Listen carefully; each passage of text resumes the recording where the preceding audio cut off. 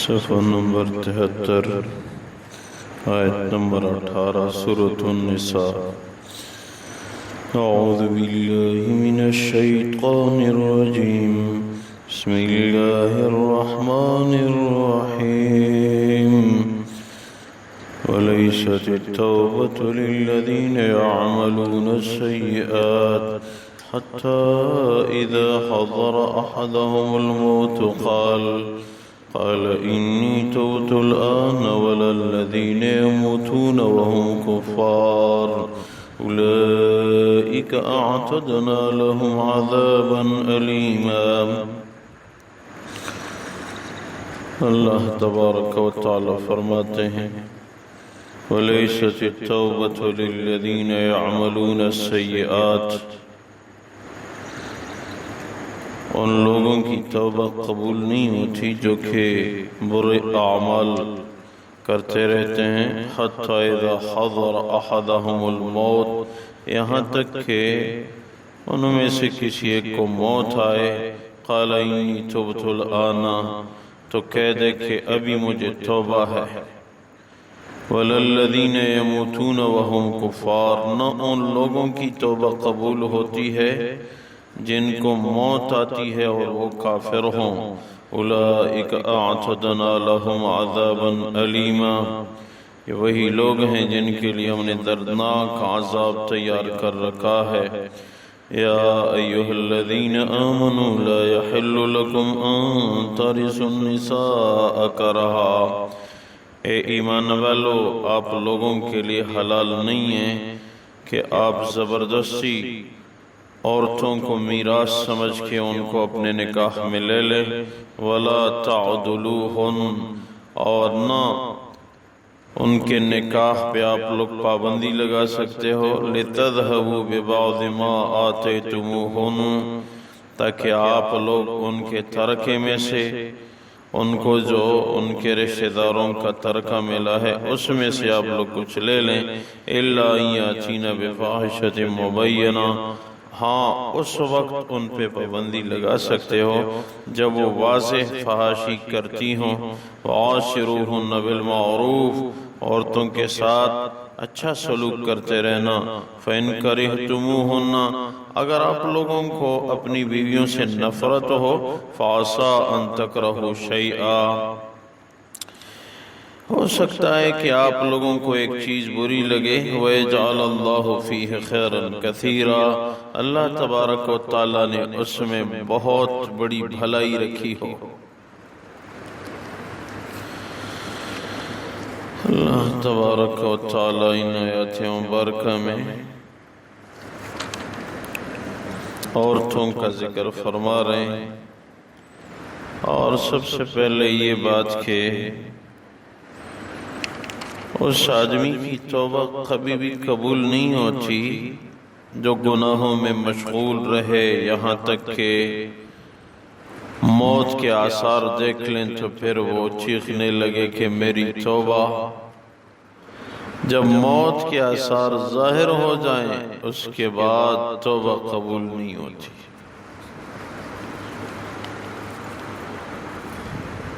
موت کے آثار ظاہر نہیں ہوئے اس سے پہلے اللہ تبارک و تعالی توبہ کو قبول فرماتے ہیں، اور ان لوگوں کی توبہ بھی قبول نہیں ہوتی جن کو حالت کفر میں موت آتی ہے، موت آتے ہی وہ ایمان کا اقرار تو کرتے ہیں لیکن ان کا ایمان پھر قبول نہیں ہوتا۔ جیسے فرعون کے متعلق ہے، فرعون کا اصل نام ولید تھا، ولید بن مصعب۔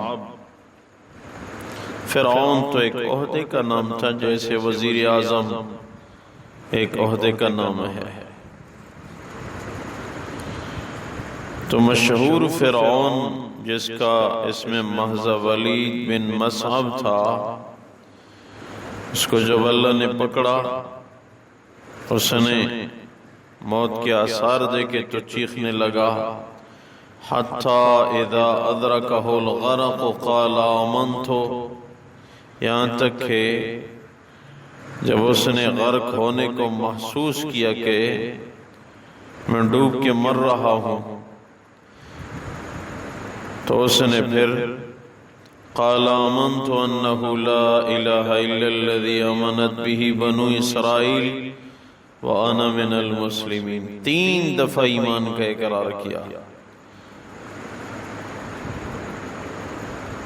لا الہ الا،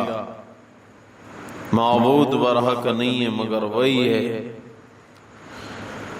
ایک دفعہ ایمان۔ الذی آمنت بہ بنو اسرائیل، وہ اللہ جس پہ بنی اسرائیل نے ایمان لایا ہے، دوسرا اقرار۔ وَأَنَا مِنَ الْمُسْلِمِينَ، میں مسلمانوں میں سے ہوں، تیسرا اقرار۔ لیکن اللہ نے کیا فرمایا؟ الآن، ابھی سمجھ آ گئی، وَقَدْ عَصَيْتَ قَبْلُ وَكُنْتَ مِنَ الْمُفْسِدِينَ، آپ تو پہلے بغاوت کرتے تھے اور فساد کرنے والوں میں سے تھے، ابھی موت کے آثار ظاہر ہو چکے ہیں، اب توبہ قبول نہیں ہوتی۔ مفسرین نے لکھا ہے کہ اللہ تبارک و تعالی نے اس کو سمندر میں پانی کے اندر کیوں غرق کیا؟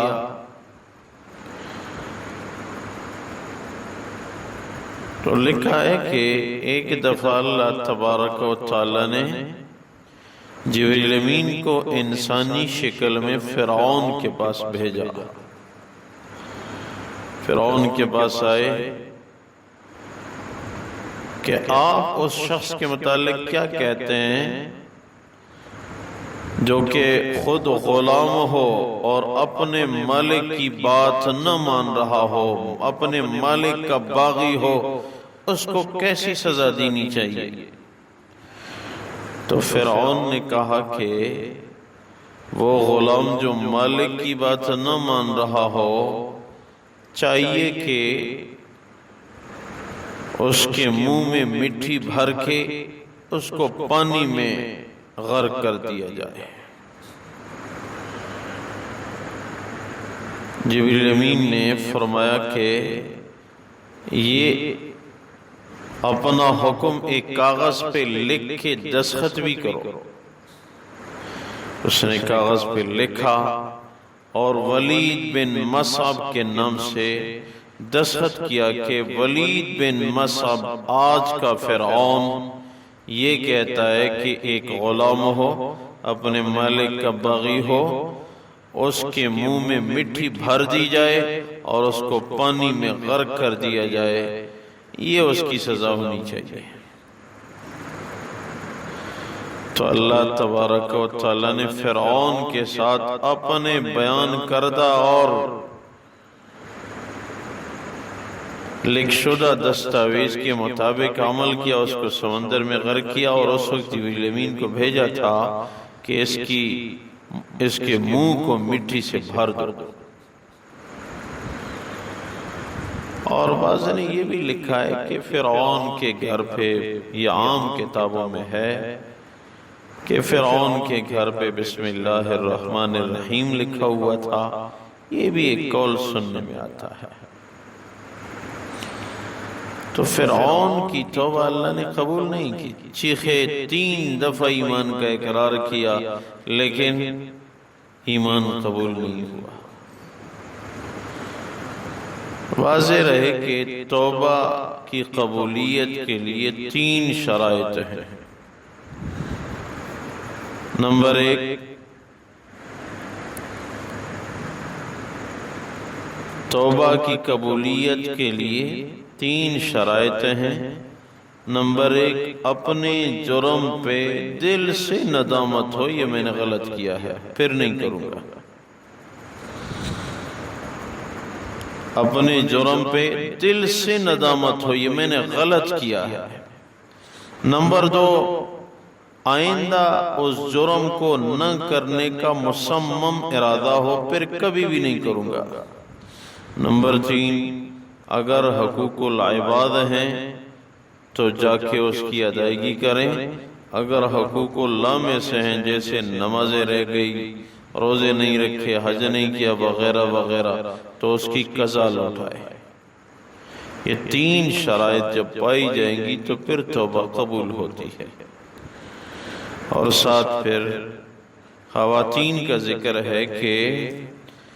یہ حلال نہ سمجھو کہ کوئی ایک عورت رہ گئی،